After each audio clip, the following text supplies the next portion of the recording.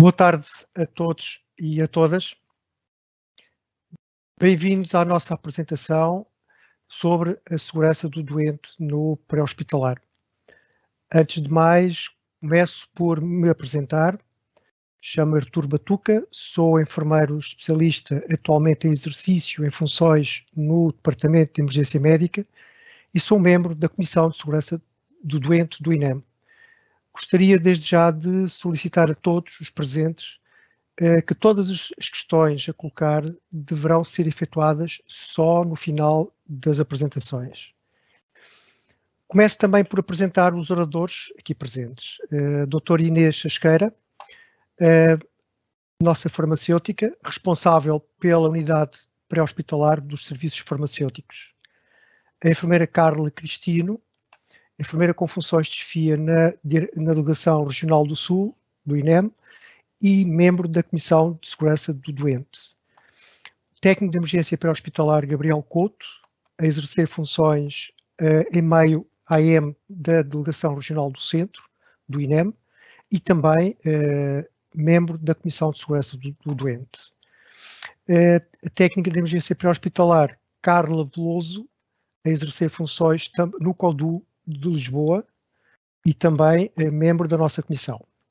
E, por fim, a enfermeira Andrea Figueiredo, a exercer funções no meio CIV da Delegação Regional do Centro e também membro da nossa Comissão de Segurança do Doente.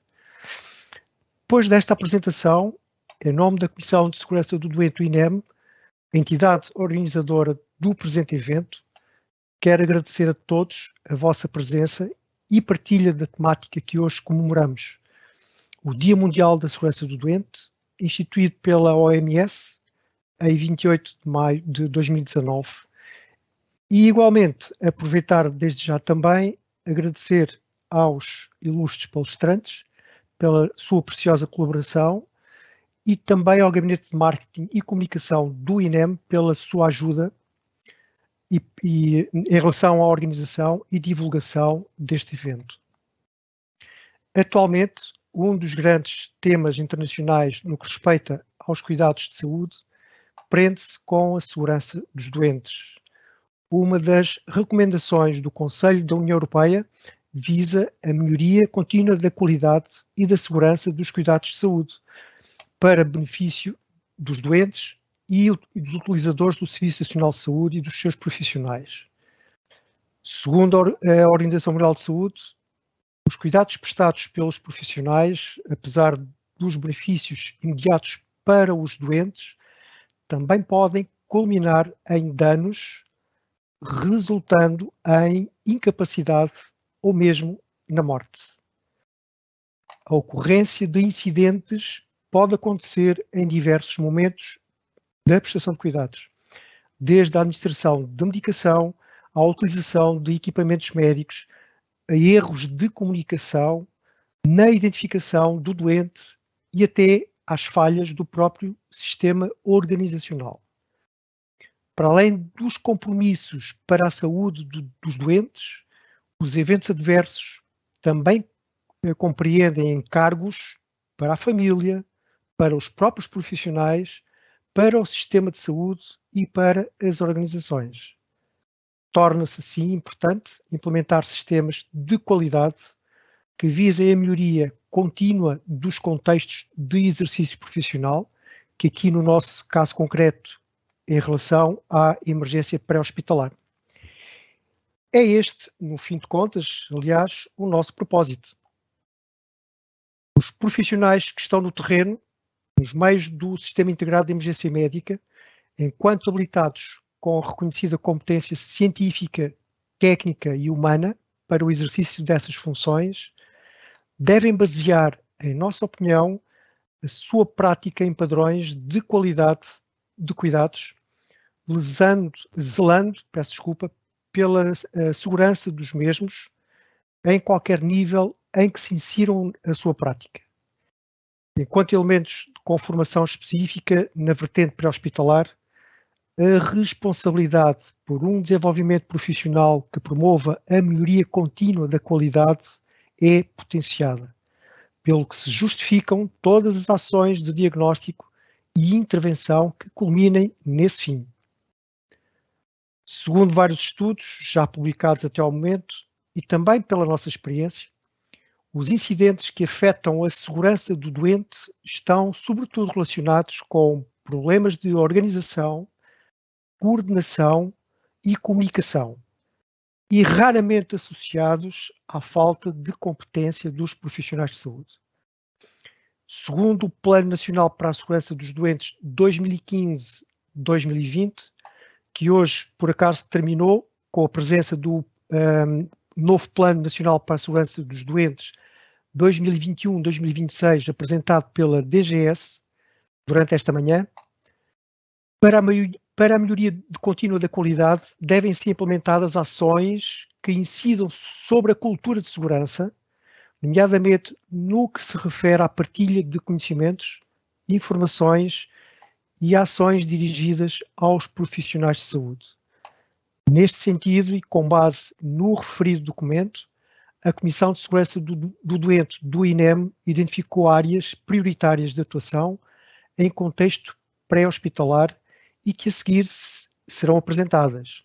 São elas a segurança na utilização de medicamentos, a identificação dos doentes, a prevenção de quedas e lesões, a comunicação e informação e os sistemas de notificação.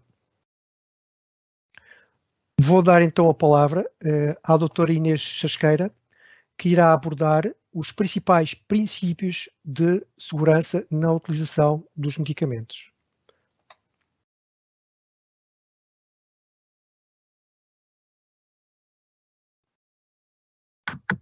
Olá, boa tarde a todos. Como o enfermeiro Arthur Batuca me apresentou, eu chamo-me Inês Chasqueira e sou farmacêutica no INEM. Fui convidada hoje para estar aqui presente para falar um pouco sobre a segurança dos medicamentos, não é? Dentro da temática, esta é aquela área que está mais ligada a mim, não é? E, portanto, quero fazer-vos aqui alguma sensibilização para o tema e para a importância da segurança na utilização de medicamentos, porque apesar de ser um tema muito falado, não é? Às vezes toda a gente sabe que é preciso ter segurança na sua utilização, mas muitas vezes é um pouco descurado, não é? E não se dá a atenção devida. Portanto, o objetivo aqui é sensibilizar-vos um pouco aos principais princípios que estão patentes na segurança da utilização dos medicamentos e fazer aqui uma breve introdução sobre o porquê de ter que se falar disto. Ora, como todos sabemos, somos profissionais de saúde e sabemos que os medicamentos são benéficos tanto na prevenção como no tratamento de doenças. Existe atualmente uma expansão muito grande da variedade dos mesmos e do incremento do seu uso, não é?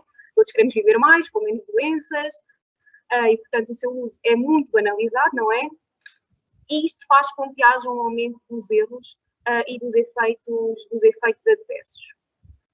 Se até há algum tempo atrás se aceitava a ocorrência de erros na prestação de saúde, seja na administração de medicamentos ou na prestação de outros tipos de atividades de saúde, aceitava-se isso como algo inevitável e que não se poderia controlar. Hoje em dia isso já não é assim, até porque foi tomada consciência dos números de mortes associadas a medicamentos e feitos alguns estudos, percebeu-se que havia muitas mortes associadas à má prática na utilização de medicamentos. Ora, isto é um fator alarmante, não é? E que não pode acontecer e que tem que ser minimizado. E, portanto, faz parte das nossas competências minimizarmos esses erros e aumentarmos o uso racional do medicamento. Portugal não é exceção ao nível das doenças, das mortes, do que seja associado à má prática na utilização dos medicamentos. E, portanto, quando foi criado o Plano Nacional para a Segurança dos Doentes, pela DGS, preconizou-se, e temos que ter isto em conta, que a utilização segura do medicamento exige obrigatoriamente uma diminuição da prevalência dos incidentes, tanto através da adoção de medidas estruturais e processuais de prevenção, medidas estas que vão obrigar a mudanças nas organizações e mudanças comportamentais pelos profissionais de saúde. Ao nível das instituições, é muito importante salientar que devem ser implementados estratégias específicas que assegurem o uso seguro dos medicamentos. Isto com o único objetivo, um objetivo geral, que é aumentar a segurança na utilização dos medicamentos. É algo que nós temos que ter sempre em conta quando estamos a utilizar medicamentos, nem que sejam simples, Benuron, como é tão banal, não é? Por toda a gente. Agora, ao nível das etapas do uso de medicação do medicamento, há várias etapas. Em todas elas existe um risco associado de má prática e de mau uso, seja tanto na prescrição, como no fornecimento, na administração ou posteriormente na monitorização e vigilância das administrações. Considerando que a prescrição possa ser o primeiro passo, a primeira etapa na utilização do medicamento, não é?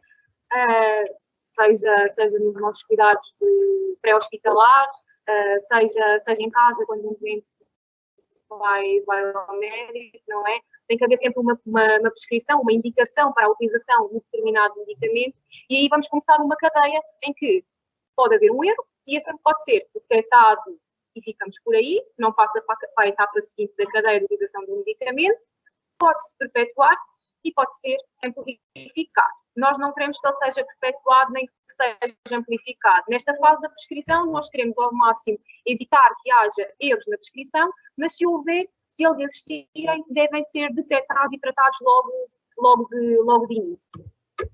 A nível da prescrição, os erros mais comuns podem estar relacionados com o conhecimento errado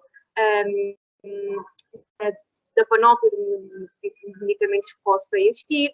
Às vezes existem muitos protocolos e podem ser utilizados protocolos inadequados em determinado doente, utilização de um medicamento, prescrição de um medicamento errado para um doente.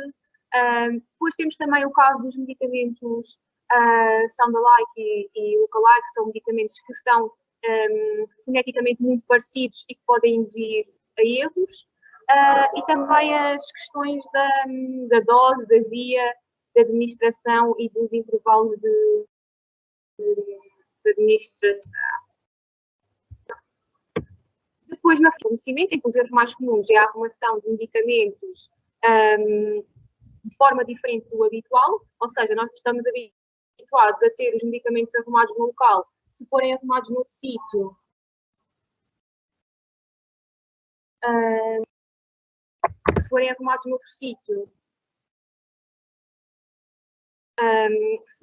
peço desculpa, já o profissional que está a utilizar pode levar a indução de erro, ou seja, está habituado a ter uma metoclopramida no local, se ela muda de local, pode dar a administrar a ampola errada, e depois também os princípios ativos e as concentrações também podem levar a erro no fornecimento.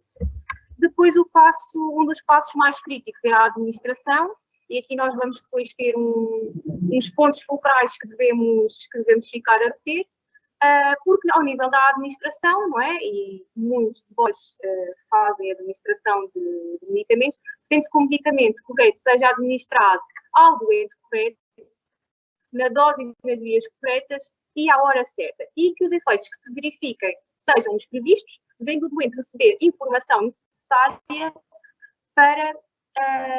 para o medicamento e tratamento a efetuar. No caso da administração, os erros mais comuns que se devem evitar e que devemos estar alerta para eles é a verificação das dosagens, haver sempre um registro das administrações, calcular a dosagem que deve ser dada, nomeadamente no caso de crianças, que há muitas variações, a via de administração e a hora também em que ele é administrado. Às vezes também não se dá o devido valor a omissões de medicação, ou seja, omitir uma toma. Isso também é um erro fatal que deve ser minimizado. A nível da administração, temos 5 certos que devemos ter em conta, ou seja, o doente certo, a medicação certa na via certa, na dose certa e à hora certa. Para além destes 4, temos mais 4 que devemos reter, que é o registro, o conhecimento da ação do medicamento que estamos a administrar, a forma farmacêutica certa para aquele doente e, posteriormente, fazer a monitorização e a vigilância, nomeadamente sabermos qual é o efeito terapêutico, quais são os efeitos secundários possíveis e as reações adversas que daí podem surgir. Depois, e não menos importante, e ainda mais no caso da emergência pré-hospitalar, no caso do INEM, em que há a transição de doentes entre cuidados de saúde, um ponto fundamental é a reconciliação terapêutica. E o que é isto da reconciliação terapêutica? A reconciliação terapêutica é um processo de verificação da lista completa da medicação de cada doente, sendo que ela deverá ser realizada sempre que existe uma nova prescrição de medicação, através da confrontação da prescrição atual com a prescrição que estava a ser feita anteriormente. Para além disso, as recomendações da OMS dizem que a reconciliação terapêutica deve ser feita sempre que haja admissões e transferências de serviços e também nas altas hospitalares. Portanto, relativamente a este assunto da segurança de doentes, especificamente na utilização da medicação, o que importa aqui reter essencialmente é a questão do registro. O registro é muito importante, a comunicação também, nomeadamente ao nível da reconciliação terapêutica, e ter em mente os 5 certos e os outros 4 certos que eu referi a seguir. E pronto, terminei. Não sei se têm questões. Obrigada.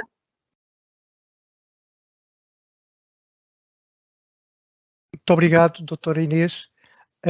Eu agora irei passar a palavra à sua enfermeira Carla Cristino, que abordará algumas recomendações sobre a identificação dos doentes. Passo a palavra à sua enfermeira Carla Cristino. Obrigada, enfermeiro Artur. Em primeiro lugar, agradecer este enorme desafio que foi partilhar convosco aquilo que tem sido o nosso caminho da segurança do doente dentro do Instituto. Dizer que eu sou o elo de ligação à Comissão de Segurança do Doente em conjunto com a TEP Carla Veloso e com o enfermeiro Tiago Dias, e partilhar aqui convosco um bocadinho daquilo que é a formação que nós fazemos a todos os profissionais, no fundo para cumprir todas as metas internacionais previstas para a segurança do doente e determinadas pela Organização Mundial de Saúde. Neste Dia Mundial da Segurança do Doente, é um prazer estar aqui convosco. Vou então partilhar convosco a apresentação.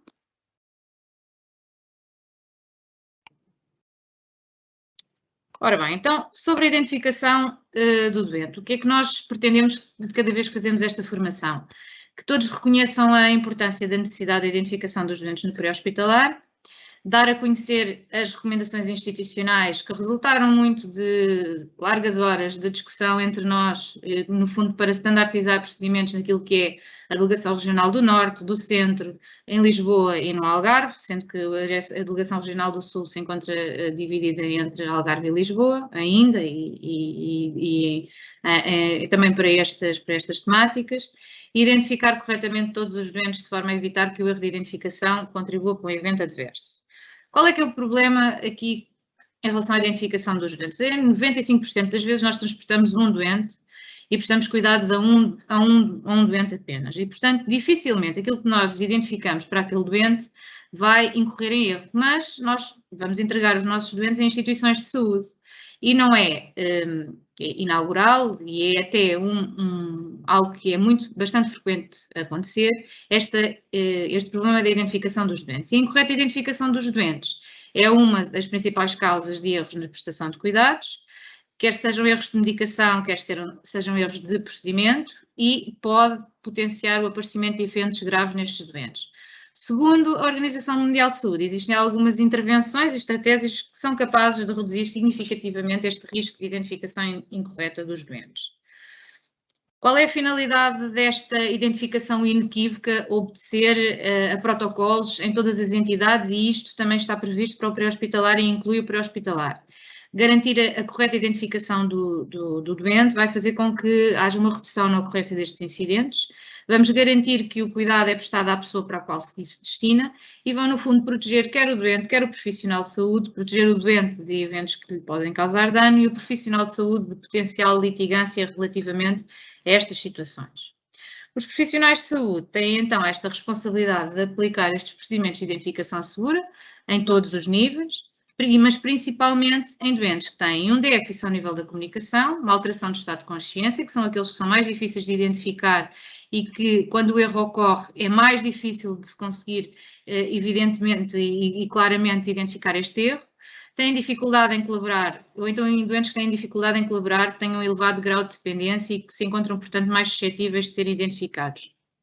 Estas circunstâncias normalmente acentuam-se também nas situações multivítimas, onde, apesar da nossa atitude inicial não passar propriamente pela identificação dos doentes, mas sim para perceber se os meios que estão no local são os adequados em número e em espécie para aquele tipo de situação, mas na verdade é uma das fases que vai ter que ocorrer efetivamente não no início, mas posteriormente. Como eu vos dizia há pouco, de resultado da nossa reflexão e também daquilo que são daquilo que é a evidência e daquilo que são as diretrizes e as normas orientadoras da Direção-Geral de Saúde, pensámos em recomendações e emitimos recomendações para a identificação do doente, sendo que estas recomendações passam pelo seguinte: em primeiro lugar, é informar o doente da importância da identificação correta, ou seja, de que o facto dele não se identificar corretamente é um direito que lhe assiste, nós não somos a autoridade para propriamente exigir que ele se identifique, mas a verdade é que, ao ser erradamente identificado, quando nós entregamos este doente no serviço de urgência, muitas das vezes poderá ocorrer algum risco e a informação, essa informação de recusa da identificação deve ser registada no registro clínico correspondente. Depois, a outra recomendação é que existem 3 dados que são importantes e são fulcrais para esta identificação fidedigna e inequívoca do doente. E estes dados devem ser registados quer no verbete eletrónico, quer no verbete em papel, que ainda é utilizado de forma remanescente, pelo menos dentro do Instituto, mas continua a ser o grosso de utilização nos meios fora do Instituto. Este inclui o nome completo, a data de nascimento e o número de ficha CODU. Como é que isto se faz? Portanto, no registro informático, automaticamente vem o número da ficha CODU, o nome e a data de nascimento. Ao preenchermos, ao fazermos a pesquisa pelo RNU, devemos confirmar se ele efetivamente está registado ou não, está bem? Portanto, são estes 3 dados: ficha CODU, data de nascimento e nome completo.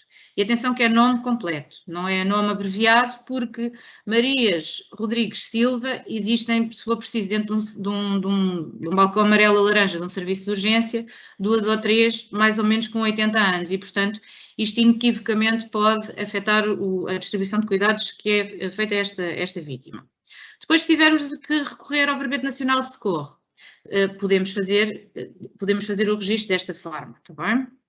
Depois, doentes que estejam conscientes, orientados e com capacidade de verbalizar, e esta é uma pedra basilar da identificação inequívoca, é que esta identificação inequívoca tem que ser feita através de um documento de identificação com fotografia, de maneira que nós consigamos efetivamente confirmar que aquela pessoa é e corresponde ao documento de identificação que nos é entregue. E, portanto, quando nós passamos por situações que são muito frequentes, em lares, em instituições, onde muitas das vezes a única identificação que a vítima tem é uma folha com impressão do centro de saúde, com o número do cartão do utente e pouco mais, sem fotografia, estamos muitas das vezes a incorrer neste risco. E já existiram situações em que os doentes foram mal identificados nas várias etapas, também por conta deste tipo de procedimento que ainda não é standardizado.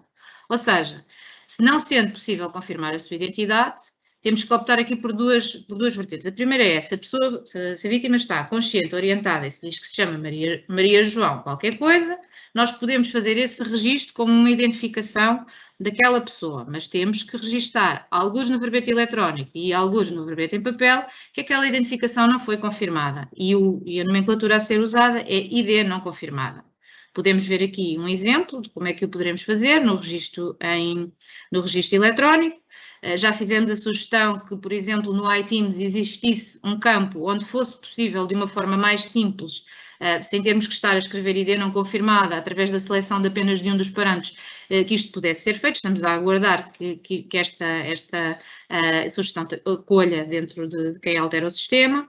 Ou então, se estivermos a falar no Verbete Nacional de Socorro, podemos utilizar esta nomenclatura um pouco mais à frente do nome. Há pessoas que às vezes têm nomes mais compridos, temos que apertar um pouco mais a letra. Nos doentes que têm alteração de estado de consciência e que não têm capacidade de verbalizar, ou que não têm possibilidade de se identificar, ou que ninguém sabe como é que eles se chamam, existem várias nomenclaturas utilizadas nas várias instituições de saúde. Aquela que é aceitável e aquela que foi definida para a nossa recomendação é o desconhecido, com sexidade aparente de X anos. E aqui podemos ver um exemplo do verbete eletrónico, portanto, o feminino. Este aparenta ser feminino, com 42 anos, tem o número da ficha CODU e é com identidade desconhecida. Mais uma vez aqui temos o exemplo do Verbete Nacional de Socorro.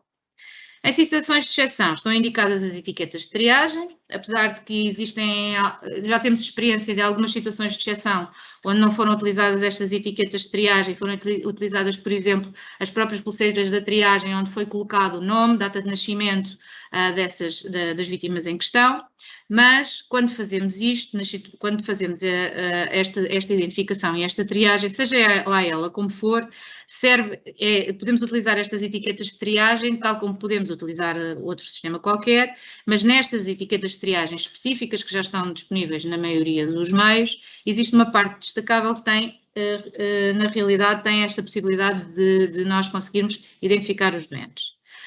A outra recomendação tem a ver com o momento de transferência de informação nas unidades de saúde, e temos ao longo dos tempos verificado que mesmo os hospitais têm mudado os seus, muito à custa também da implementação do Plano Nacional de Segurança, que terminou em 2020, as entidades acabaram por se adaptar também a esta realidade, e em muitos hospitais nós conseguimos perceber que no momento de transferência na unidade de saúde, a identificação inequívoca passou a ser uma prioridade e uma preocupação, sendo que em alguns locais, na triagem, é o próprio elemento que está na triagem, primeiro que está na triagem, que se levanta, se for necessário, se levanta do sítio onde está e confirma junto do doente em primeiro lugar, porque essa é que é a identificação positiva, é o doente dizer que se chama como nós dizemos que ele se chama e a data de nascimento que corresponde, e confirmar connosco também que efetivamente corresponde àquela correta identificação.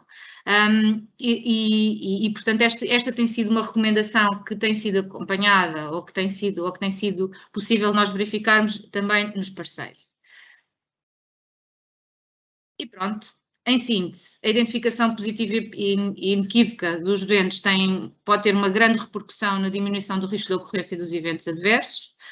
A identificação correta do doente no pré-hospitalar diminui a probabilidade de ocorrência de erros após a transferência na unidade de saúde. Lá está, o problema não é tanto connosco que estamos 1 para 1, mas é quando nós entregamos este doente no serviço de urgência e a potencialidade de ocorrência de erros é bastante acentuada, e as recomendações pretendem ser um apoio das boas práticas, sendo que a identificação do doente é um indicador positivo da qualidade dos cuidados, e quando ela é modificada ou quando se muda estas práticas, nós estaremos a contribuir seguramente para a qualidade dos cuidados. E pronto, obrigada. Estou disponível para questões. Obrigada pela vossa atenção. Muito obrigado, Sra. Enfermeira Carla Cristino. Eu gostaria de aproveitar o momento para relembrar todos os participantes que já poderão ir pondo questões, mas depois essas questões serão respondidas depois no final das apresentações. Então passaria a palavra ao técnico de emergência pré-hospitalar, o Gabriel Couto, que irá falar sobre as principais precauções a ter em conta na prevenção de quedas e lesões.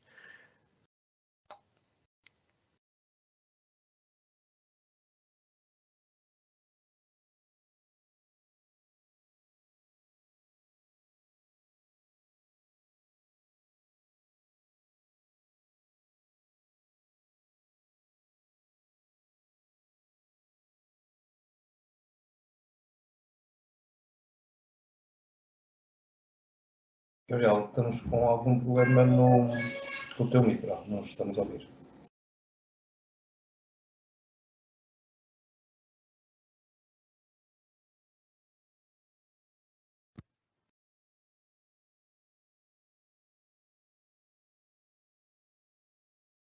Desta maneira, consegue? Então, estava eu a dizer, bem-vindos a esta ação e a esta temática da prevenção de queda de ilusões. Obrigado pelo convite em participar. E vou falar aqui, referir alguns aspectos sobre a temática da prevenção de quedas e ilusões, que são transversais, alguns deles, quer à parte da emergência pré-hospitalar, a nossa atividade diária, quer também à parte de transporte de doentes não urgentes. São pontos transversais a todos eles. Partilhar aqui uma apresentação com vocês. Então, prevenção de quedas e lesões. Esta temática e as quedas têm uma origem significativa em termos de mobilidades e imortalidade, sendo uma das principais causas de internamento hospitalar e, como o enfermeiro Artur estava a dizer no início, também com consequências a nível familiares, sociais, de implicações financeiras. Existem vários fatores que estão estudados que predispõem para o risco de queda. Quanto mais desses fatores, maior irá ser a probabilidade e o risco de queda. Existem também estudos e métodos de avaliação deste risco, de identificação, de criação de mapas de risco e de escalas e de medidas a adotar para a prevenção dessas quedas e lesões. Isto em termos dos serviços de saúde e da prestação de cuidado de saúde. O desafio que se põe e que se pôs foi passar essas recomendações, passar esses pressupostos e essas maneiras de atuar para aquilo que é a nossa atividade e a nossa variabilidade no pré-hospitalar. E concluiu-se que, de facto, não conseguimos controlar muitos desses fatores, nem conseguimos, pela inerência do nosso trabalho, ter o tempo e as condições para fazer essa avaliação e essa escala e essas medidas preventivas antecipadamente. Então, considera-se que no pré-hospitalar, na rua, nós temos doentes com elevado risco de queda. Balizou-se pelo mais gravante para também tomarmos medidas relativas a isso e tendo em consideração esse elevado risco de queda. Então, o que eu vou expor são algumas das recomendações que foram tidas, foram achadas, quer nas legislações, quer nas diversas diretrizes que regulamentam esta área, quer daquilo que foi que a Comissão apurou como sendo recomendações para prevenirmos a existência dessas quedas e lesões. Desde logo, valorizar então esse risco de queda de doente, reconhecer que ele existe, reconhecer que de facto ele está e atuarmos em consonância com isso. Pensarmos que a movimentação e o transporte de doentes deve ser planeado antecipadamente, antes de começarmos a movimentar o doente. Por exemplo, se vamos movimentar um doente numa cadeira de transferência e vamos ter que descer as escadarias, e sabemos que a escadaria tem lá aquele vaso que fica bonito, previamente antecipamos isso e planeamos em retirar os vasos antes de estarmos com o doente nas mãos e depois andar a desviar, que aumentamos o risco de queda. Desculpem. Outra recomendação é que se fizermos o transporte no plano duro, com o plano duro na maca, seja com a maca de vaca imobilizado no plano da maneira que for, devemos passar o cinto da maca pela fenda do plano duro. Ainda seja uma fenda inferior, é mais fácil de o fazer, conseguimos mais facilmente o fazer, evitará numa travagem, num embate, numa desaceleração mais brusca e inadvertida que o plano duro deslize e possa provocar lesões ou possa existir alguma queda. Na utilização de cadeiras de transporte, estão aí algumas imagens de modelos de cadeira de transporte, existem outros tantos no mercado, sendo que muitas delas não trazem incorporadas, quando são adquiridas, cintos de segurança, cintos para fixar o doente à cadeira. Naqueles modelos que não têm, devemos adotar a boa prática de os utilizar, de arranjarmos os cintos ou fixá-los permanentemente na cadeira, e a cadeira anda sempre com eles, ou sempre que a utilizarmos, colocarmos esses cintos de maneira a fixar o doente e diminuirmos o risco de queda e de haver algum desequilíbrio e queda com risco para o doente, mas também para os profissionais que transportam cadeira. E na imagem superior vem um exemplo de um modelo que já traz esses cintos, portanto eles estão lá, são para ser utilizados.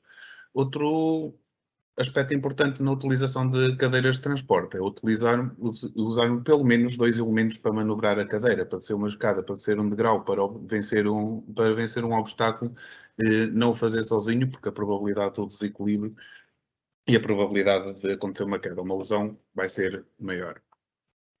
Em relação a outro tipo de cadeiras de rodas, e agora mais virado para o transporte de doentes não urgentes, não tanto na emergência pré-hospitalar, relembrar que obedece a regras e que quer a cadeira de roda, quer o sistema de fixação devem ser homologados, deve existir um cinto de segurança, para além da cadeira fixa, um cinto de segurança independente que também segure o doente, da mesma maneira que nos outros lugares também o devem utilizar. Portanto, isso obedece a regras. As cadeiras de rodas têm que ser homologadas para terem a resistência estrutural que permita vencer a deslocação e as forças envolvidas na deslocação do veículo, assim como aos sistemas que o seguram.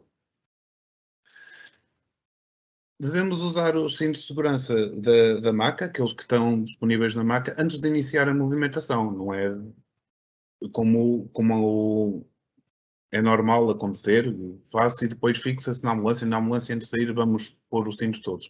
Se já vamos movimentar até a ambulância, vamos utilizar esses cintos.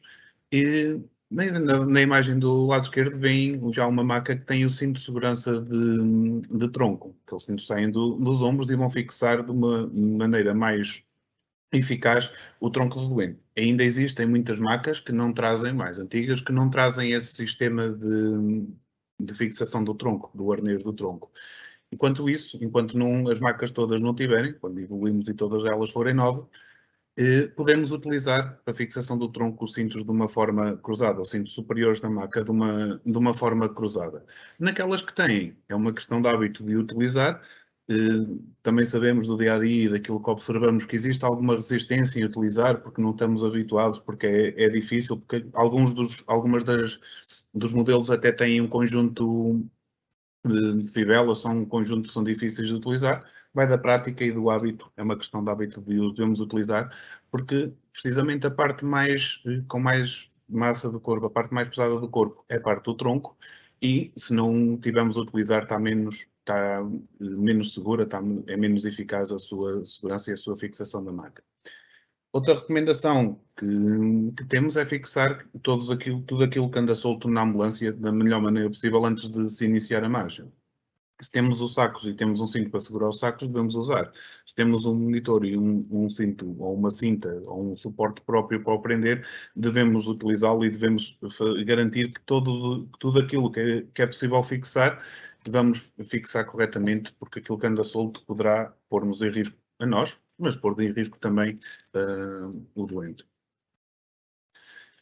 Transporte de crianças e em pediatria. Existem os retentores pediátricos, estão aí a ver na imagem exemplo de um dos modelos que existem de retentores pediátricos e que devemos utilizá-los. No entanto, se não tiver disponível, se não havendo esse dispositivo de retenção pediátrica, as vítimas podem ser transportadas no ovo, na cadeira própria, se estiver disponível e se estiver intacto, se não tiver sofrido nenhum dano, por exemplo, num acidente de viação ou numa queda, não tiver sofrido nenhum dano. Ele pode fixar na maca da ambulância, convém que alguém que conheça o modelo e que saiba por onde é que hão de passar os cintos, isto porque cada modelo tem uma maneira diferente de passar os cintos. Nós podemos usar os cintos da maca para o fixar. Se tivermos disponíveis o dispositivo de retenção pediátrica, tanto melhor e conseguimos fazê-lo de uma maneira mais eficaz. Se houver necessidade, podemos e devemos solicitar apoio de outras equipas e de outros elementos, porque às vezes, quer pela acessibilidade, pela casa que é difícil de passar com o equipamento, situações de trauma, situações de condições do próprio doente, obesidade, e temos algumas pessoas que são bastante pesadas, devemos solicitar o apoio que for necessário para conseguirmos fazer a movimentação e fazer o transporte daquele doente, minorando o risco de ocorrerem quedas e de ocorrerem lesões. Naquelas pessoas que estejam sob o efeito de medicação ou que tenham alguma alteração ao seu estado de consciência, devemos intensificar a nossa atenção. Sabemos que, de facto, o risco de queda, e está assumido, como eu disse acima, que o risco de queda é elevado para todos os doentes, consideramos isso. No entanto, nestas situações devemos redobrar a nossa atenção. não devemos deixar o doente sozinho e o número de tripulantes da ambulância deve ser de acordo com a tipologia. Se está definido que sejam dois tripulantes, tem que ter dois tripulantes com a formação adequada, de maneira a diminuir a possibilidade de ocorrência de algum incidente com o doente. Podemos e devemos proporcionar o acompanhamento do doente por familiar ou pessoa de referência que ele preferir. Isso está vertido internamente numa deliberação do INEM, a 14/2011, que foi divulgada também pelos parceiros do CIEM, e também falamos que o doente tem o direito do acompanhamento do cão de assistência. O cão de assistência não é o cão de família, não é o cão de companhia, é o cão guia dos cegos, o cão de assistência também em casos que existem noutras patologias, de epilepsia, diabetes, etc. Tem o decreto-lei que regulamenta isso, se quiserem depois consultar. Não devemos ultrapassar a lotação do veículo. Às vezes há essa tendência, leva o acompanhante, leva mais o médico, leva mais o enfermeiro, leva mais alguém. Não devemos ultrapassar. Os lugares que tem, a maca e os lugares sentados, são os lugares que devemos utilizar e não podemos ultrapassar a lotação de veículo. Devemos reportar. No INEM temos, e vai ser falado a seguir, o sistema de notificação de incidentes, mas as outras entidades devem criar, implementar um sistema de notificação de incidentes e reportar todas essas situações de queda ou de quase queda, de quase que aconteceu, para que se crie o objetivo de criar uma maneira de evitar que isso venha a acontecer, que se venha a repetir ou que de facto chegue a acontecer uma queda. Devemos reportar quando acontece o nosso serviço, quando passamos o doente, registar no verbete, no nosso verbete, e também nos sistemas de notificação que estão disponíveis para isso. Depois falaremos de comunicação, que também é uma parte importante também na prevenção de queda de lesões e é transversal a todas estas áreas do pré-hospitalar. Espero que tenha esclarecido aqui algumas coisas e principalmente que tenha servido para vos incentivar a pesquisar mais sobre este tema e que vos tenha despertado o interesse desta temática. Dúvidas podem pôr no chat, serão respondidas depois no fim. Obrigado da minha parte. Muito obrigado. Muito obrigado, Gabriel. Agora a seguir, técnica de emergência pré-hospitalar, Carla Veloso, abordará as principais recomendações sobre comunicação e informação. Passo a palavra então à Carla. Muito obrigada a todos, obrigada também pelo convite para poder estar aqui presente e também contribuir um pouco para a evolução de todos nós, profissionais de saúde, para a qualidade da prestação de cuidados ao doente. Vou-vos falar aqui um pouquinho da importância da comunicação e informação na área da segurança do doente. Tal como já foi abordado e falado anteriormente, vários estudos foram feitos a nível da Organização Mundial de Saúde no âmbito de se perceber que efetivamente as falhas na comunicação entre profissionais de saúde contribuem numa grande percentagem para a ocorrência de incidentes e acidentes adversos na prestação de cuidados do doente, tanto em ambiente pré-hospitalar como em ambiente hospitalar. Estas falhas comprometem em grande parte, efetivamente, a prestação de cuidados de saúde e a continuidade dessa mesma prestação de cuidados de saúde. Estas falhas de comunicação, estes erros de comunicação podem resultar devido a vários fatores, sejam eles como barreiras de comunicação, elevado volume de ruído no local ou até já na unidade hospitalar, que permite que a mensagem que nós estamos a transmitir, a informação que estamos a transmitir, não seja perfeitamente entendida pelo receptor que está a recebê-la. O tempo é limitado e curto e o facto de nós, por vezes, temos que passar essa informação de uma forma mais apressada faz com que, por vezes, possamos esquecer dados relevantes da situação clínica do doente e isso vai também provocar que depois não haja continuidade nem seja prestado os cuidados adequados àquela situação clínica daquela vítima. Podemos também falar aqui das interrupções, das omissões de dados, de faltas de condições físicas, como às vezes até pouca privacidade em certos locais para que essa comunicação seja feita de forma adequada. Estas falhas, estes erros na comunicação, para além destas barreiras de comunicação, podem acontecer ou normalmente acontecem em momentos mais críticos na transição de cuidados, como nas admissões dos doentes nas unidades hospitalares, na altura da alta hospitalar e também nas mudanças de turno, ou então no pré-hospitalar também nas situações de mais complexidade, como por exemplo em cenários de multivítimas, onde efetivamente temos que dar um maior número de informação e por vezes essa informação pode-se perder aqui no meio do volume de serviço da situação que estamos a ter no momento. Pretende-se efetivamente, para que haja uma melhoria destas falhas e uma menor incidência destas falhas, que haja uma comunicação eficaz, uma comunicação que seja oportuna, que seja completa e precisa, que não tenha ambiguidade e que seja compreendida pelo receptor, como eu falei anteriormente. Eu vou-vos apresentar aqui uma apresentação pequena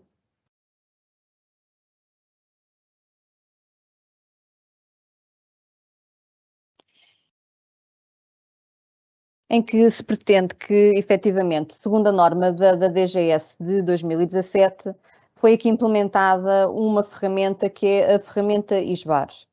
Esta ferramenta é padronizada de comunicação em saúde e que é reconhecida por promover a segurança do doente em situações na transição de cuidados de saúde, seja ela na passagem de dados, passagem de informação da situação clínica ao Centro de Orientação de Doentes Urgentes, ao CODU, seja na passagem de informação a outras equipas do pré-hospitalar, por exemplo, uma ambulância de emergência que tem que passar dados da situação clínica a um meio diferenciado, como por exemplo uma CIV ou uma viatura médica, como também na passagem de informação às equipas hospitalares e na transição de cuidados.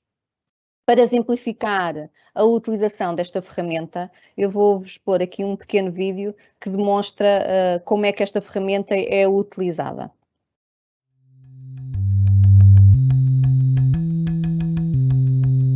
O ISBAR é um método de comunicar a informação do doente de forma rápida e estruturada.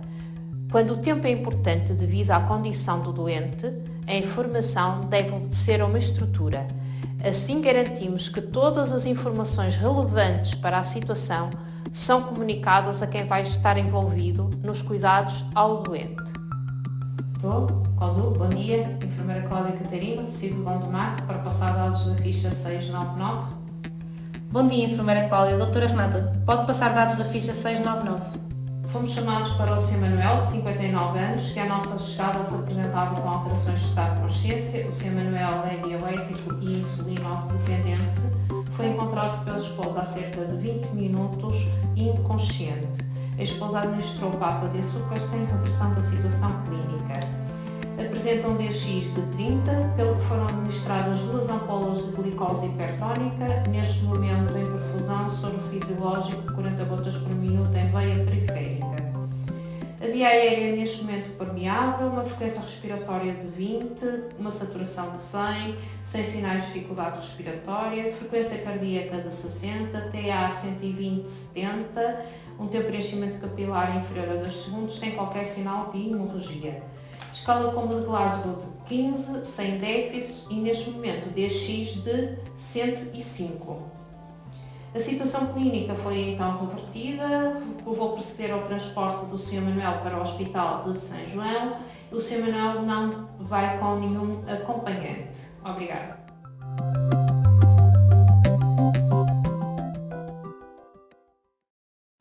Pronto, o que o vídeo nos mostrava efetivamente é as 5 etapas que temos que passar para utilizar esta metodologia. Iniciamos por uma identificação de todos os intervenientes desta comunicação, do emissor, que se deve identificar como nome, o meio onde se encontra, o número de ficha CODU e onde está, e também a identificação do doente, como também o receptor, o profissional de saúde que vai fazer a recepção desta passagem de informação deve igualmente também se identificar. De seguida, o TEP, o enfermeiro, o médico, seja o profissional de saúde que vai fazer a transmissão desta informação, tem também que fazer uma descrição do motivo atual da necessidade de cuidados de saúde, o motivo pelo qual se encontra naquele local e o motivo pelo qual aquele utente, aquele doente necessita de cuidados de saúde. O B, do background, antecedentes pessoais, é uma descrição dos factos clínicos, tanto de enfermagem como outros relevantes, e também das diretivas antecipadas de vontade. O que é que são as diretivas antecipadas de vontade? Pretende-se que o utente, tanto consciente e orientado, possa também demonstrar a sua vontade de receber ou não cuidados de saúde, de ser ou não transportado a uma unidade hospitalar. De seguida, deve ser feita uma descrição da avaliação, a avaliação do doente, o ABCDE, a avaliação que é feita no local, a informação sobre o estado da vítima, a terapêutica medicamentosa e não medicamentosa instituída, as estratégias de tratamento e também as alterações de estado de saúde significativas. E, por fim, as recomendações. Tem que haver, então, uma descrição, uma informação das atitudes e do plano terapêutico adequados à situação da clínica do doente. Resumindo, a importância da comunicação, como eu referi, efetivamente, se ela não for standardizada e o ISBAR pretende efetivamente uniformizar a forma como todos os profissionais de saúde realizam a transmissão da informação da situação clínica do doente de uma forma adequada, para que não haja aqui efetivamente lacunas nem falhas nesta transmissão, de maneira a que o utente, o doente, receba todos os cuidados de saúde e que haja uma continuação desses cuidados de saúde no seguimento desta transição do doente, tanto no pré-hospitalar para as unidades de saúde ou no pré-hospitalar entre equipas de emergência médica. Dúvidas também podem colocá-las aqui no chat e depois podemos... Eu gostava muito que vocês observassem o vídeo, mas por alguma razão não estou a conseguir que ele tenha som. Muito obrigada, Carla, pela tua apresentação.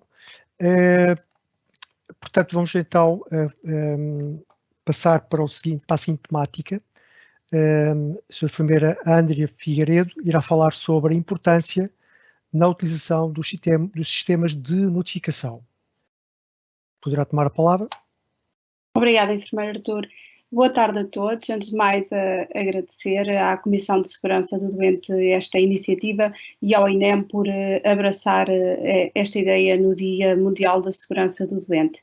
Sem dúvida que a segurança do doente tem sido já uma preocupação de todos. No pré-hospitalar é ainda pouco divulgada e é nossa intenção conseguir chegar a todos os parceiros do CIEM. Eu vou-vos falar então, e como o enfermeiro Artur Batuca acabou de referir, sobre os sistemas de notificação.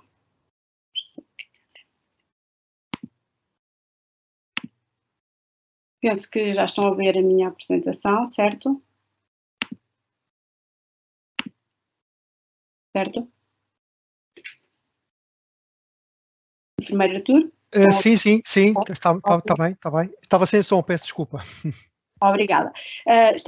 Vamos então falar sobre os sistemas de notificação de incidentes de segurança do doente no pré-hospitalar, sendo que este é um objetivo estratégico do Plano Nacional para a Segurança do Doente, pelo menos do Plano Nacional para a Segurança do Doente de 2015 a 2020 e haverá continuidade nos próximos 5 anos. Assegurar a prática sistemática de notificação, análise e prevenção de incidentes. Ora, só é possível fazer a análise e prevenção de incidentes de segurança do doente quando existe notificação, quando os profissionais reportam. E este reporte é extremamente importante para o desenvolvimento dos sistemas de notificação de incidentes da segurança do doente, independentes, que devem ser sistemas independentes dos sistemas de reclamação e ou disciplinares. E este é um aspecto muito importante, não deve haver esta promiscuidade. Os sistemas de notificação de incidentes devem ser isentos e independentes de hierarquias. Trata-se de uma análise e gestão de risco. É por isso que servem, não para punir, não para averiguar, no fundo, responsabilidades. Isso é tratado depois noutras instâncias e com outro tipo de sistemas. De um sistema de notificação de incidentes de segurança, espera-se que promovam a aprendizagem com o erro e com a consequente implementação de ações de melhoria. Tem obrigatoriamente de garantir a opção da confidencialidade ao notificador e o anonimato da informação notificada e reportada. Ora, podem permitir a identificação do notificador se ele assim o desejar, mas têm de possibilitar a anonimização de quem notifica e de dados relacionados que possam vir a identificar a pessoa. Só assim é assegurado que o profissional se sinta inteiramente à vontade para notificar sem qualquer preocupação com ações punitivas. A notificação de incidentes de segurança é considerada, assim, uma das ferramentas para identificar os riscos, os perigos e as vulnerabilidades de uma organização, sendo que o reconhecimento dos aspectos que há a melhorar resultam também desta partilha de aprendizagens com o erro. O erro, lembro que é sempre uma ação não intencional e do qual nenhum de nós, enquanto profissional, está isento. Qualquer um de nós pode cometer um erro, pode ter uma falha. As falhas, somos humanos e falhar é uma das características dos humanos. Devemos, claro, tentar reduzi-las ao mínimo, reduzir o erro ao mínimo, é isso que tenta a segurança do doente, a um mínimo aceitável, em que o risco, uma ação que aconteça ou que seja feita ao doente, um cuidado prestado ao doente, promova um benefício maior em contrabalanço com o risco que pode daí resultar, diminuindo ao mínimo as situações de perigo. Ora, uma das preocupações é a subnotificação. A subnotificação de incidentes relacionados com a segurança é uma realidade e não é apenas nacional, é uma realidade internacional também e é algo que tem preocupado a Organização Mundial de Saúde e as organizações de cada país, neste caso, no nosso caso, a Direção-Geral de Saúde, para tentar diminuir esta subnotificação e implementar sistemas que permitam a notificação, como eu referi, com estas características de confidencialidade, de fácil acessibilidade. Então, é necessário que as instituições prestadoras de cuidados, de cuidados de saúde, tentem aumentar o nível de cultura da notificação e da aprendizagem com o erro. O INEM já deu este passo, já deu este passo há uns anos e estamos em amadurecimento desta cultura. Mudar a cultura de segurança de uma organização é um trabalho para anos, não é um trabalho para dias ou para meses. O INEM já tem o seu próprio sistema de notificação de incidentes, que irei abordar a seguir. Importa aqui apenas esclarecer alguns aspectos para que estejamos a falar sobre as mesmas coisas. O que é um incidente? Um incidente pode ser uma ocorrência comunicável, um quasi-evento ou near miss, um evento sem dano, um evento adverso e dentro dos eventos adversos, os eventos sentinela. Então, o que é isto? Vamos começar pelas ocorrências comunicáveis. As ocorrências comunicáveis são aquelas situações com potencial significativo para causar dano, mas em que não ocorre nenhum incidente. Por exemplo, sermos chamados para uma emergência, levarmos o desfibrilhador e constatarmos que este estava avariado. No entanto, não precisámos de o utilizar. Chegámos à ocorrência e não verificámos ser uma situação de PCR e não precisámos de utilizar este desfibrilhador. Mas se precisássemos, ele estava avariado e isso era um problema gravíssimo. Então esta é uma ocorrência comunicável, deve ser reportada, está bem? Não é só quando acontece um problema grave que devemos reportar. Desvalorizamos estas situações que, no fundo, são avisos, são alertas, como são as ocorrências comunicáveis, e devemos reportá-las para que possam ser analisadas as causas e implementadas as necessárias ações corretivas ou preventivas, no fundo, as ações de melhoria. Depois, o que é isto de um quase-evento? O quase-evento é um incidente que não chegou a alcançar o doente. Por exemplo, uma situação com uma maca. As rodas, as pernas da maca não abrem quando tiramos a ambulância, não abrem imediatamente quando tiramos a maca da ambulância. Contudo, esta maca estava a ser operada por 2 tripulantes e um dos tripulantes apercebem-se e conseguem ajudar a maca a que tudo fique em condições. Ou seja, não há queda, os tripulantes apercebem-se, corrigem a situação. Esta é uma situação que deve ser comunicada também. É um quase-evento. Quase que poderia ter acontecido uma queda daquela maca e daquele doente que está naquela maca. Por isso devemos reportar, porque não é normal, não é expectável que as pernas da maca não abram quando é necessário. Depois temos os eventos sem dano, que são aqueles incidentes em que um dano chega ao doente, mas não resulta em que um evento chega ao doente, mas não resulta em danos discerníveis. Pegando aqui novamente na ocorrência da maca, as pernas da maca não abrem, os tripulantes não se apercebem da situação, a maca cai, contudo, não existem danos para o doente. Este está devidamente retido com todos os cintos na maca e assusta-se, muito provavelmente, qualquer um de nós se assustaria, mas não resulta um dano discernível para o doente, não se fere. Enquanto que um evento adverso é aquele incidente em que resulta dano para o doente. Pegando nesta situação da maca, as pernas da maca não abrem, a tripulação não se apercebe, a maca cai, o doente... a maca cai e lateraliza-se, o doente bate com a cabeça e faz um traumatismo crânioencefálico, por exemplo, e é um evento adverso que pode ter uma gravidade diferente, mas acaba por afetar o doente, causar dano ao doente. Um evento de sentinela é um evento adverso, tem sempre dano para o doente e apenas algumas instituições prestadoras de cuidados os sinalizaram, porque são eventos com dano para o doente de tal magnitude e com um impacto tão negativo que exigem ser analisados de imediato e ser implementadas ações corretivas e preventivas de imediato. Vou-vos dar... Por exemplo, nós no INEM não temos definidos eventos de sentinela, mas, por exemplo, nos hospitais, um evento de sentinela numa maternidade é o rapto de um bebê. Para tudo e analisa-se a situação e tenta-se corrigir no imediato. Isto apenas para perceberem depois o que é que importa de facto reportar e onde. O que é mais comum são as ocorrências comunicáveis e os quase-eventos e têm uma maior probabilidade de acontecer e uma menor gravidade. Os eventos adversos têm uma menor probabilidade de ocorrer, acontecem menos vezes, mas uma gravidade maior. E posto isto, onde é que nós notificamos?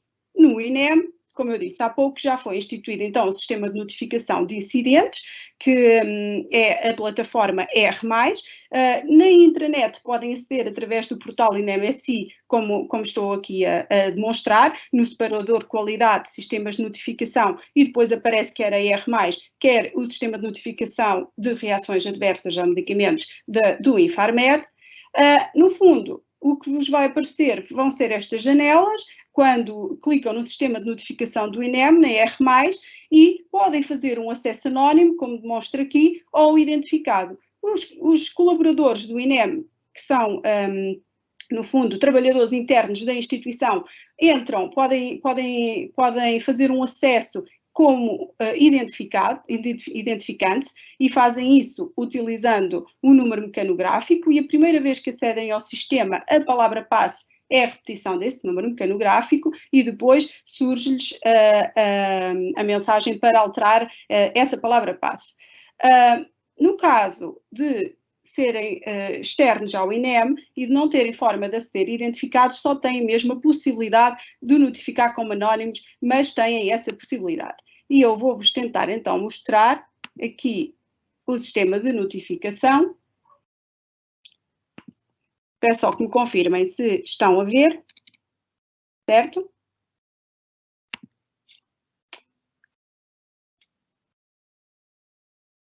Vamos fazer aqui uma simulação como anónimo. Basta vocês, por exemplo, irem ao Google e escrever notificar.inem, que vos vai levar a esta plataforma. E então, aqui, entrando como anónimo, vocês podem ir a registro de incidentes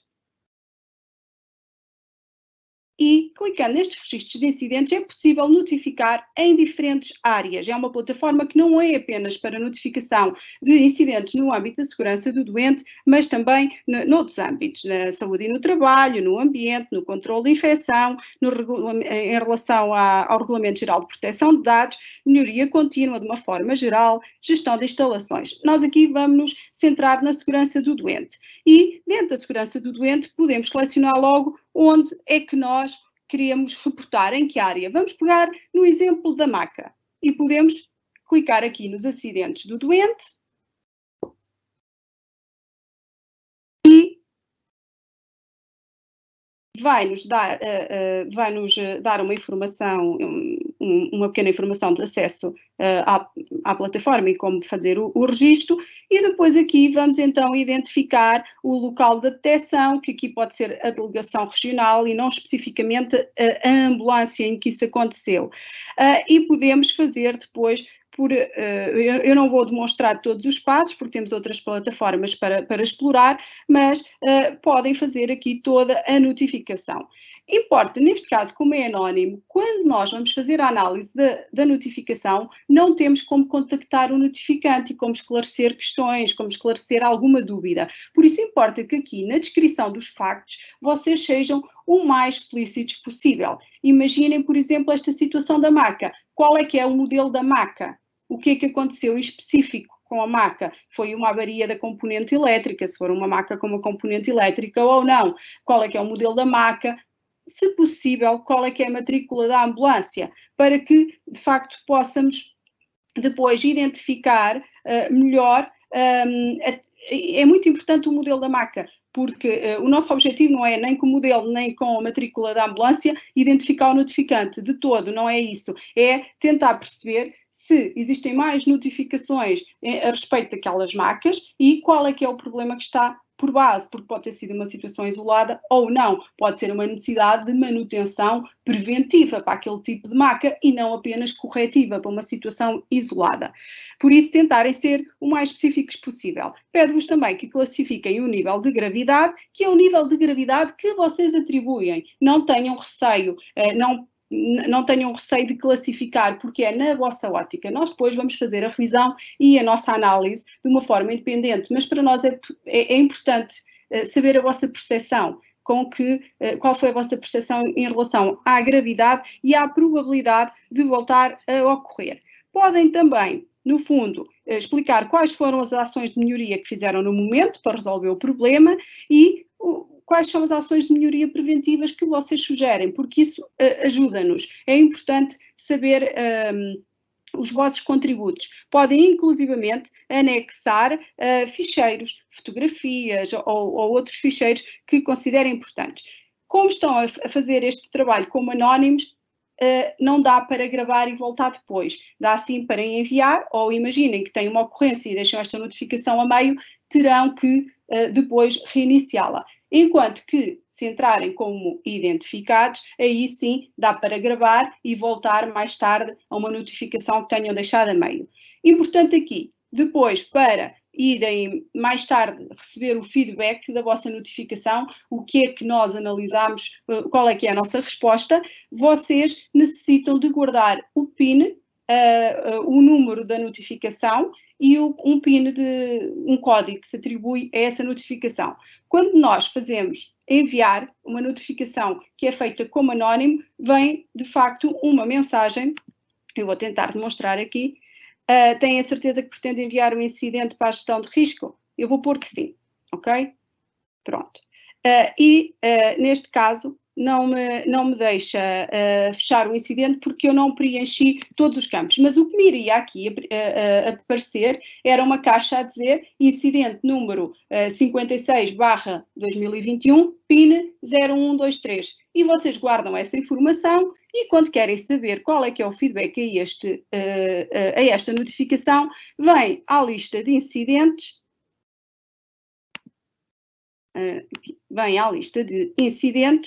e vai-vos apresentar todas as notificações anónimas que estão feitas.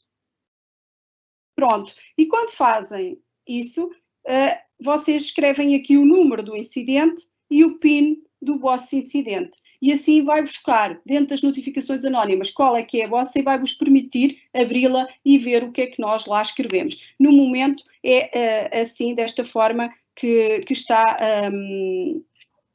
a decorrer. Em relação à R+, no fundo, é isto. E depois temos também o sistema de notificação de incidentes da DGS, que é a plataforma Notifica. Esta é uma plataforma nacional, não é apenas do INEM, está disponível a qualquer profissional de saúde ou não, está disponível a qualquer utente e está também preparada para a nossa realidade do pré-hospitalar. Vocês podem chegar aqui à instituição de saúde e depois, na identificação da instituição, identificar INEM, porque o pré-hospitalar vai-vos aparecer selecionando aqui o INEM. E quando selecionam o INEM, vai-vos abrir aqui um campo de qual o local onde ocorreu o acidente, o local de emergência pré-hospitalar. E depois vocês vão selecionar ambulância, CODU, helicóptero, quais é que foram, no fundo, os meios. E a partir daí, esta notificação não é identificada, não é identificável, vocês vão respondendo e fazendo toda a restante notificação de uma forma até similar à que eu expliquei da R+, no fundo vão-vos aparecendo várias questões e caixas que vocês têm de ir completando. E esta é então a plataforma nacional da Notifica, comunica com todas as instituições de saúde. Há uma ligação em todas as instituições de saúde a esta plataforma. Imaginemos que cai aqui uma notificação no âmbito do socorro pré-hospitalar do INEM. É dado conhecimento desta notificação à instituição onde ela aconteceu ou que está responsável, está bem? Por isso, acabam sempre por ter, nós acabamos sempre por ter o feedback e por analisar e dar resposta a essas situações. Temos depois, então, também os sistemas de notificação do Infarmed, que não são menos importantes, pelo contrário, são sim mais específicos. Enquanto que do INEM e da Notifica são mais genéricos e recebem todo o tipo de notificações, no Infarmed temos o portal RAM, que serve para o registro de reações adversas a medicamentos e apenas para isso. E temos o reporte, que é um sistema de notificação de incidentes ou de denúncias com dispositivos médicos e efeitos indesejáveis com cosméticos. Então, indo ao portal RAM, vocês podem aceder a estes dois portais escrevendo no Google Infarmed, que leva-vos depois ao site do Infarmed e lá têm acesso a estes dois portais. Por isso, aqui o portal de reações adversas a medicamentos, neste momento aparece esta primeira mensagem, qual é que é a reação adversa, se está relacionada com o Covid-19 ou não, vamos supor que não, outra vacina ou medicamento, e depois aparece-vos a opção de querem notificar como utentes ou como profissionais de saúde. E isto é bastante importante porque nós, como utentes, temos também a responsabilidade de notificar toda e qualquer reação adversa que aconteça connosco ou com quem depende de nós quando tomamos algum fármaco. Por isso podemos fazê-lo como utente ou como profissional de saúde. Como profissional de saúde, é nossa obrigação notificar todas as situações que ocorram com os doentes ao nosso cuidado. Se há uma reação adversa a um fármaco, nós devemos notificá-la neste portal, para além de registar nos brevetes, sejam eles eletrónicos ou de papel, e devemos dar o máximo de informação possível. Se tivermos o lote do medicamento, se tivermos a validade, tanto melhor. Quanto mais informação nós dermos, mais fácil é tentar isolar o fármaco e perceber qual é que foi o lote específico que poderá ter causado o problema e tentar perceber se o problema foi do doente ou, de facto, se há um problema com aquele lote de medicação.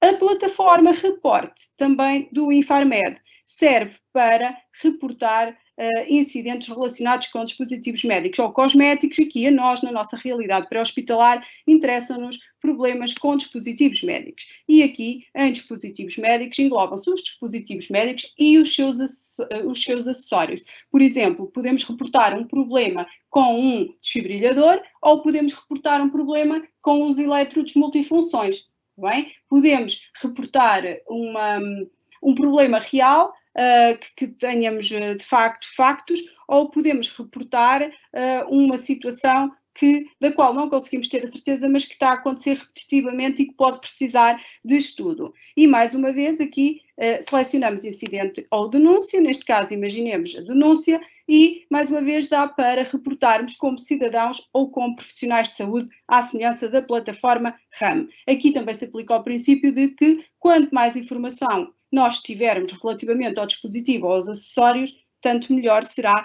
para depois se conseguir, no fundo, tentar perceber qual é que é o problema. E termino aqui a minha apresentação com uma frase que tem sido a máxima da Comissão de Segurança do Doente desde que foi criada, que para mim é a frase-chave em tudo isto, que cada sistema está concebido para conseguir exatamente os resultados que obtém. Se não gosta dos resultados, muda o sistema. E somos todos nós que fazemos parte do sistema que podemos mudar. Por isso, um reporte não muda nada. 10 reportes, 100 reportes, muda muita coisa e tem muita força. E termino esta apresentação partilhando convosco o cartaz do Dia Mundial da Segurança do Doente, da Comissão de Segurança do Doente, com o apoio do GMC, e deixando o contacto da Comissão de Segurança do Doente.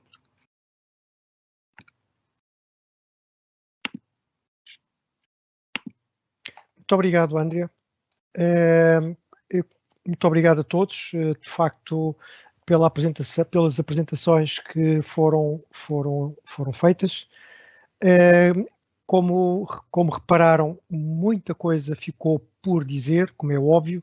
A nossa experiência da Comissão de Segurança do Doente tem sido também na área da formação e como eco do conhecimento, nós temos um curso de formação no pré-hospitalar, portanto, segurança do doente no pré-hospitalar, onde são abordadas de uma forma muito mais aprofundada todas estas questões, tudo aquilo que foi aqui falado.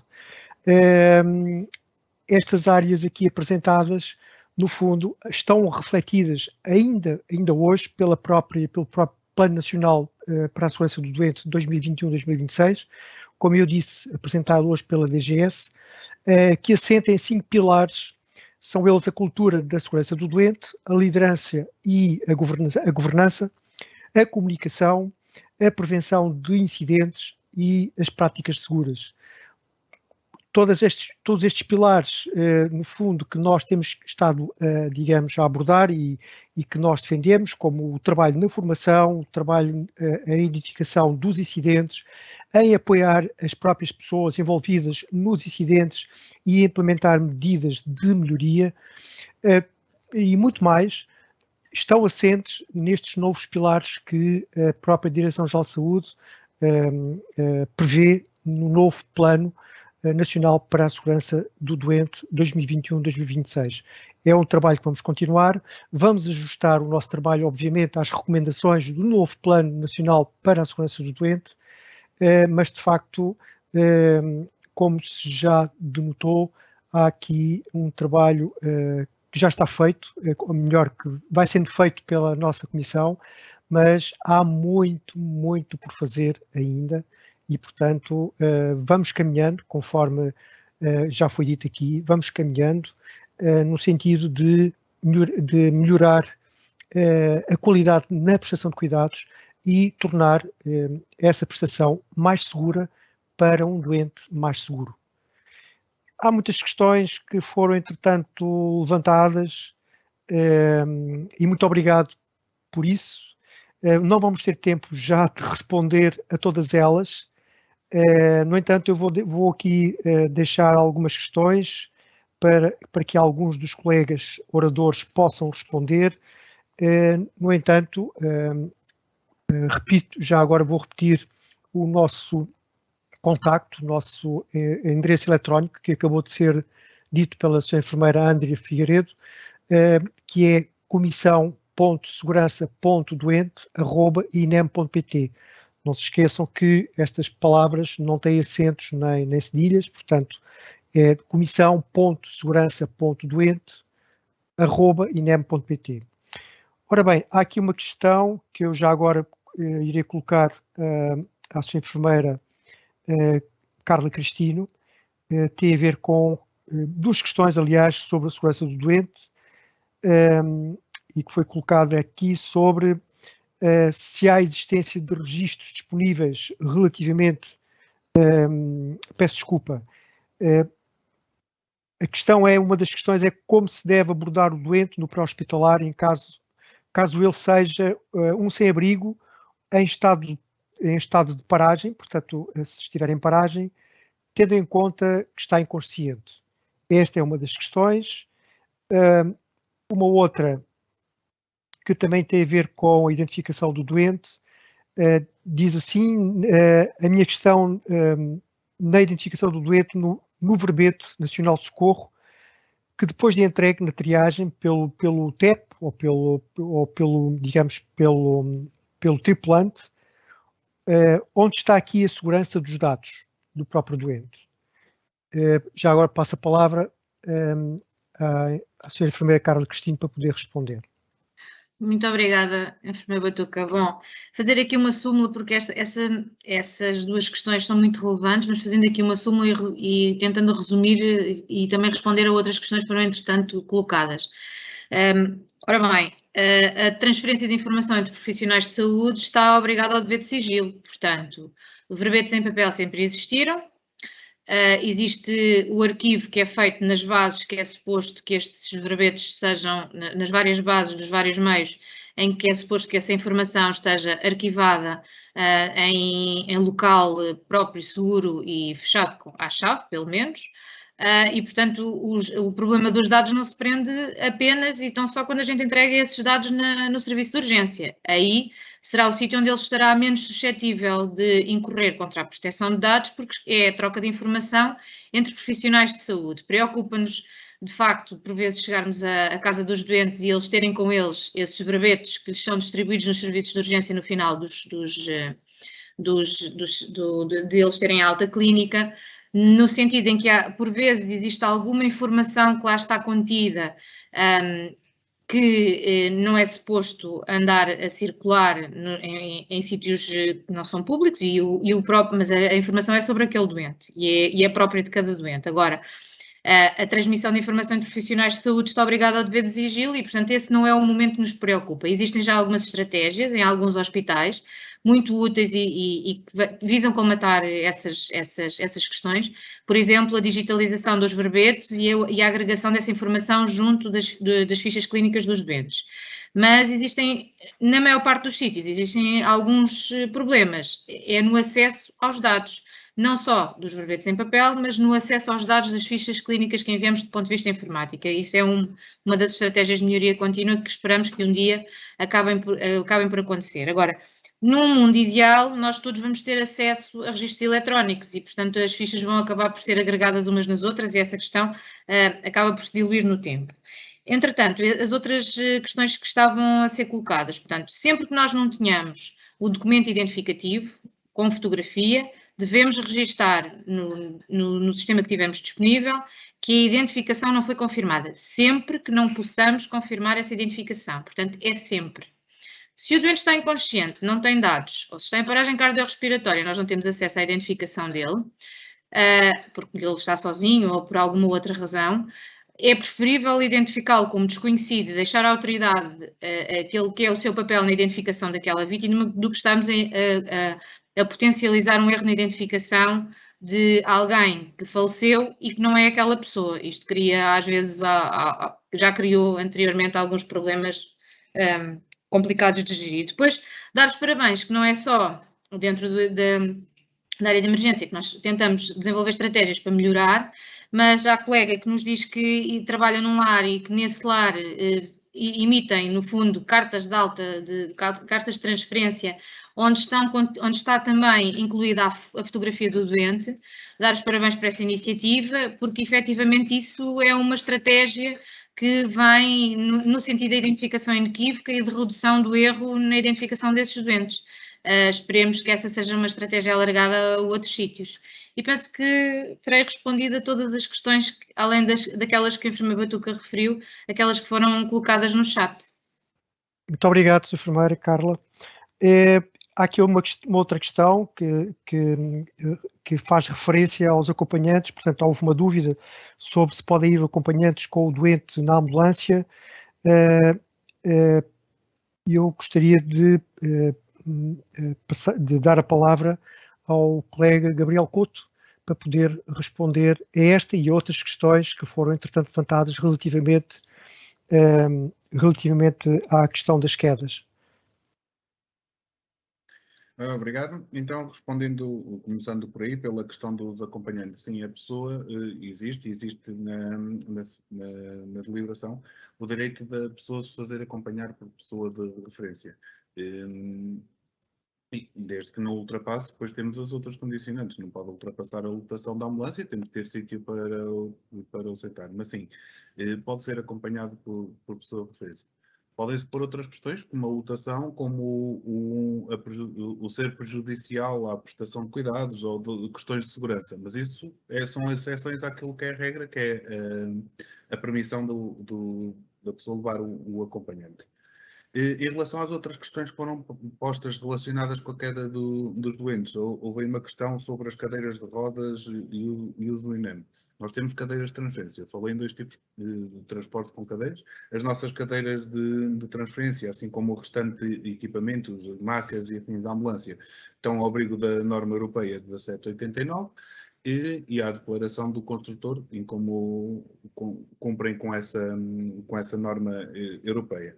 Em relação a essas cadeiras, servem para transportar a vítima a casa ou ao local, ambulância ou da ambulância para o local. Não é para fazer o transporte dentro da ambulância. Terão que ser os doentes colocados na maca. Outro tipo de cadeiras e de transportes que referi, relacionados de agora não com a emergência, mas com transporte de doentes não urgentes, isso sim tem que ter um sistema de homologação e que tem que cumprir a ISO 10542 para serem certificadas. De qualquer maneira, no site do INEM, na parte no separador alvarás, está lá a circular normativa 1 de 2016, onde está isso tudo explicado em relação aos sistemas de fixação, para os outros tipos de fixação de cadeiras e afins.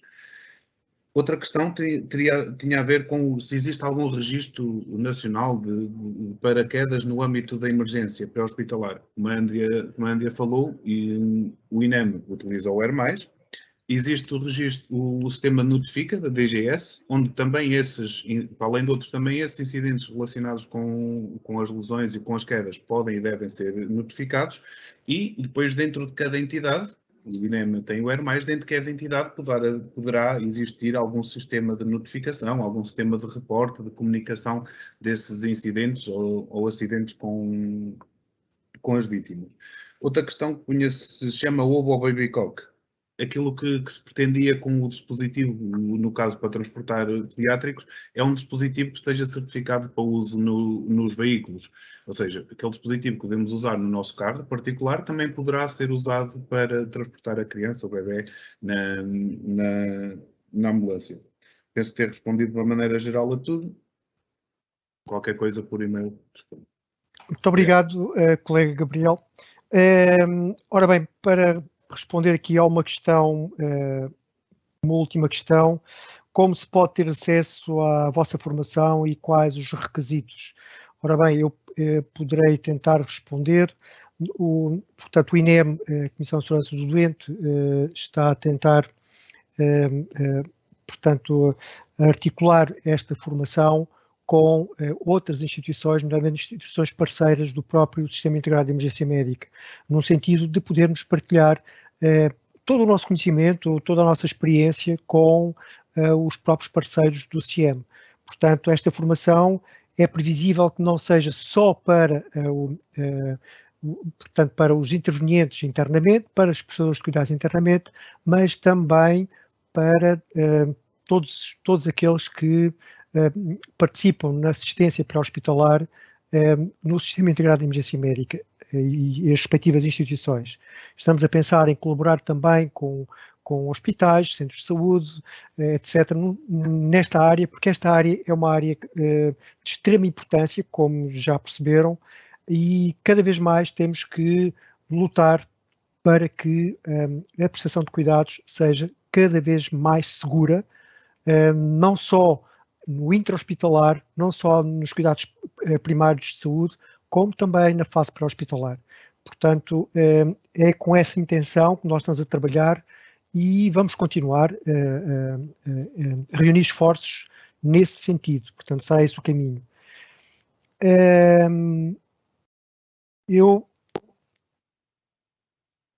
Se calhar vamos terminar, portanto, estamos aqui a dar sinal de que temos de terminar, de facto, a apresentação.